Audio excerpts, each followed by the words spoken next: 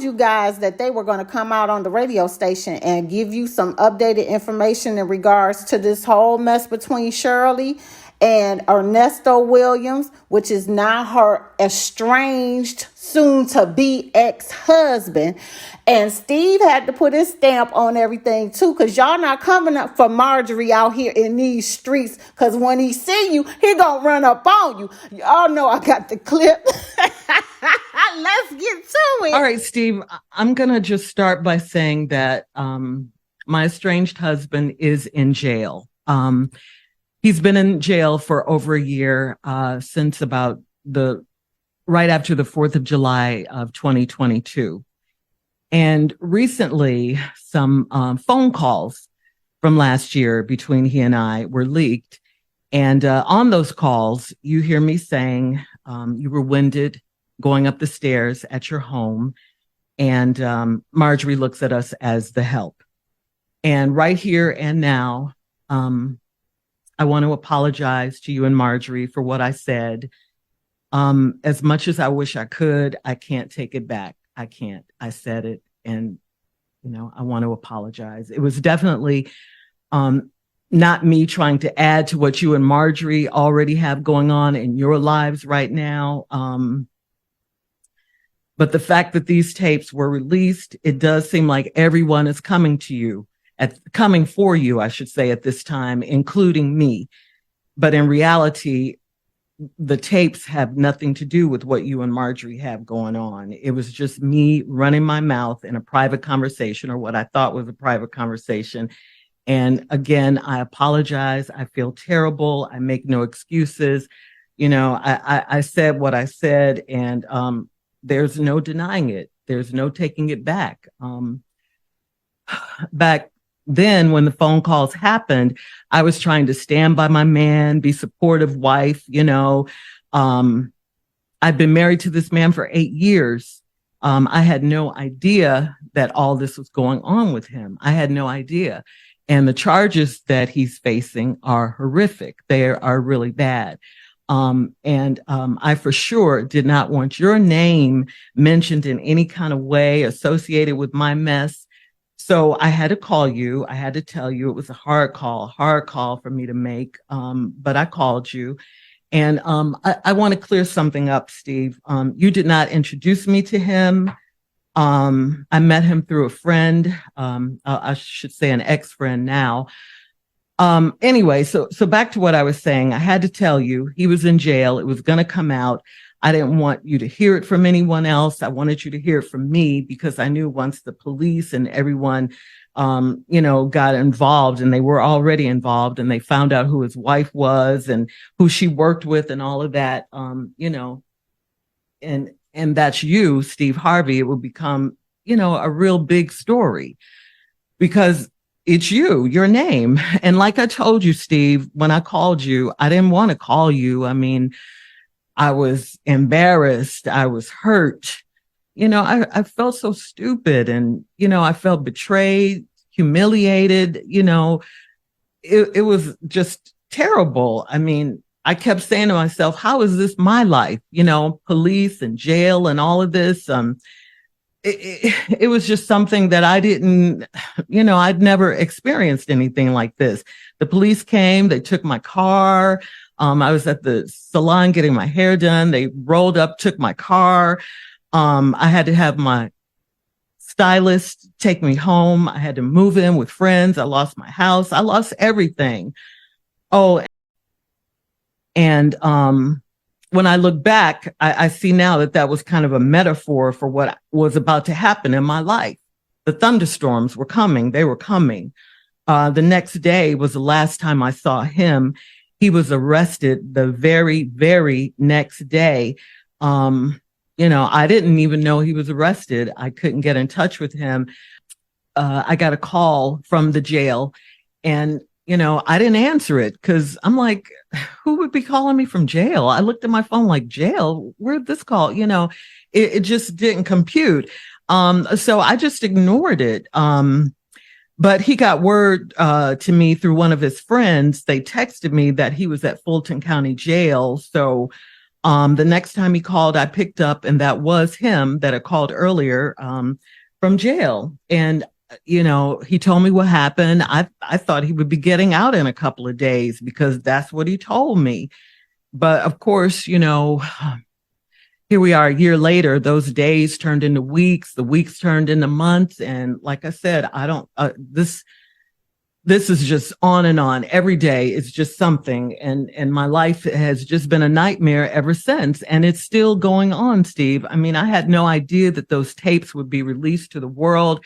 I knew that they were being recorded, but I didn't know that they were going to go out to the world. I mean, I was just trying to make conversation with him, trying to, just get him to think about something other than where he was. I was telling him about my day, this particular day, and that was the day we were talking about, on the phone when I said those things about you and the things that you heard and the world heard. And cut to today, I haven't spoken to him in quite some time. Divorce proceedings are underway. And Steve, at this point, all I could say is what I have is my faith. If it wasn't for God, I probably would have, lost my mind or something in this instance. People don't see what happens when these mics go off. Who wants their personal stuff, their private conversations to go out to public? No one wants that. I mean, what could I say to you after this, happened? I was devastated. I mean, absolutely devastated. I mean, I thought of everything, I could lose my job. How could I face you? Everything, what I'm going through is what I'm going through, and I've been going through it for over a year. I just haven't spoken about it. Then on top of all that, these tapes come out and, I'm talking about you and Marjorie, and you guys are going through your own private hell right now. You didn't need me to contribute to anything, and I thought back, because I knew I had to say something, speak on. You created this term years ago in Los Angeles called reality radio. And I'm going to tell you right now, this is about as real as it gets,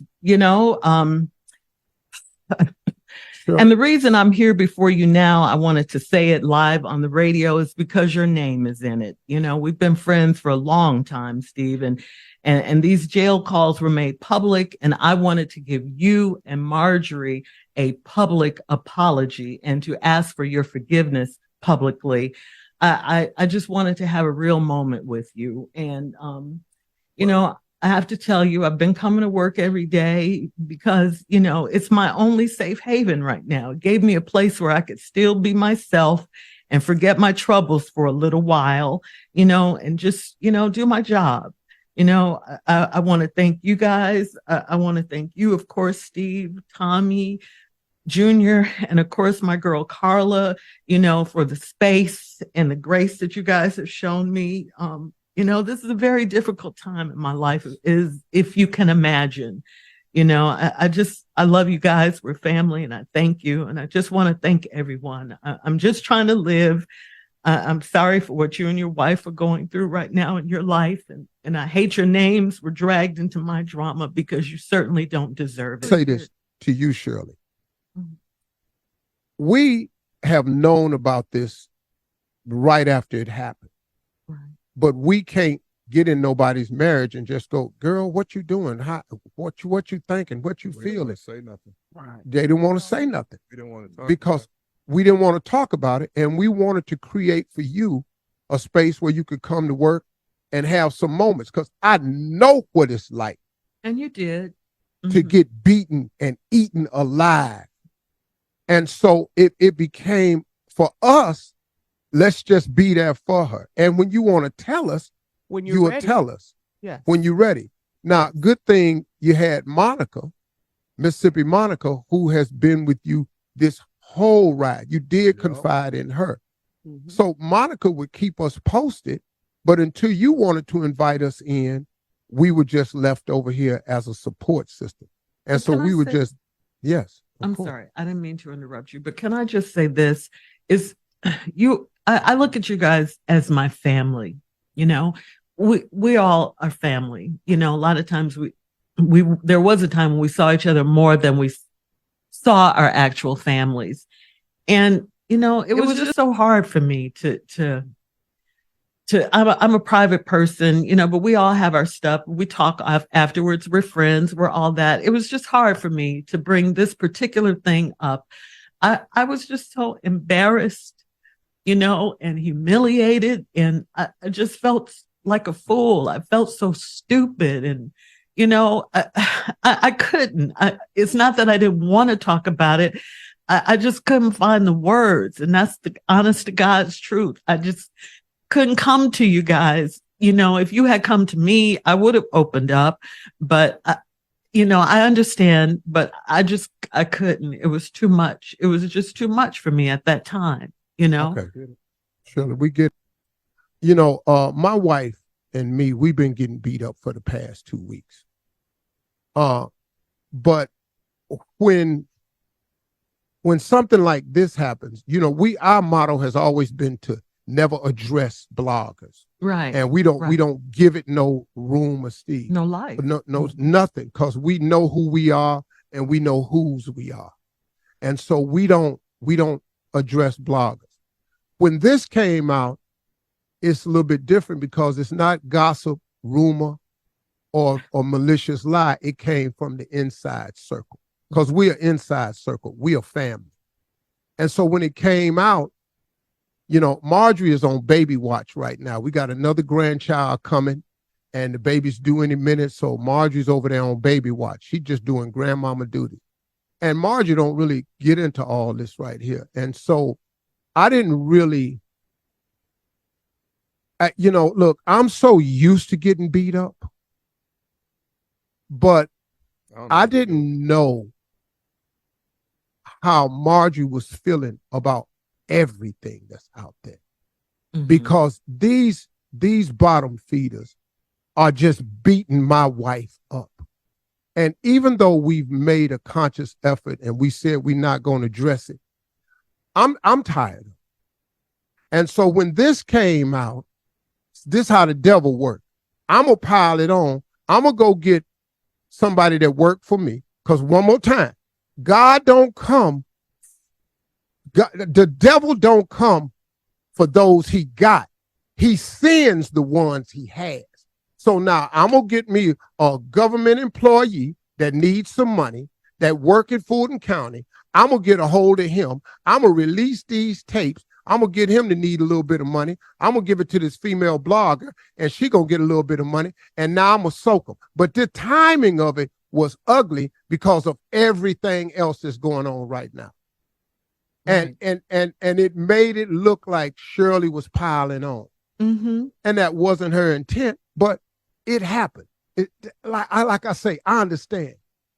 The part I'm coming with now is because it's been so ugly for my wife, man. And see, this is what I've never done before. It's been so ugly for my wife. And I've stood there trying not to say nothing, but I'm not a blog. Me, Shirley, Carla, Tommy, Mississippi Jr., we ain't a blog. We're a real media platform. And I don't know if you all know what it's like to wake up every morning that we get up and our job and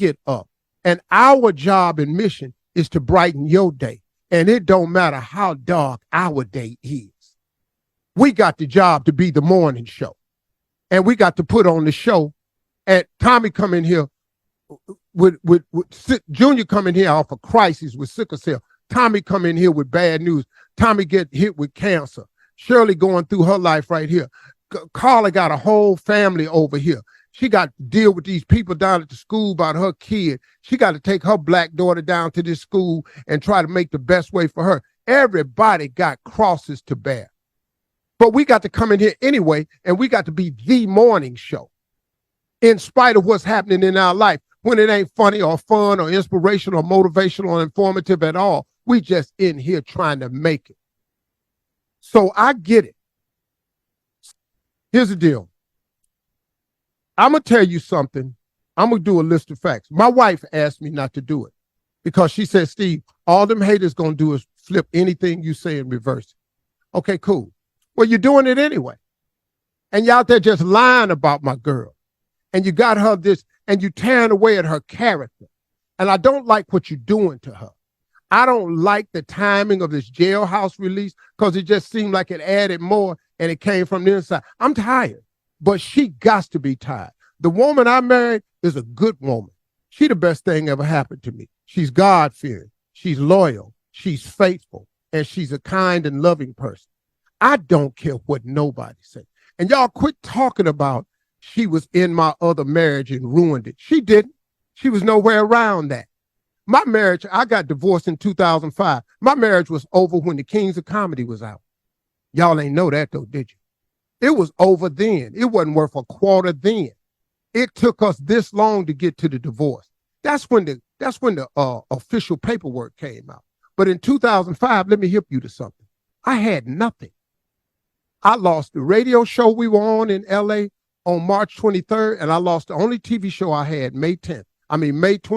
May 23rd, I lost the radio show, and May 10th, I lost the TV show. Steve Harvey had no money.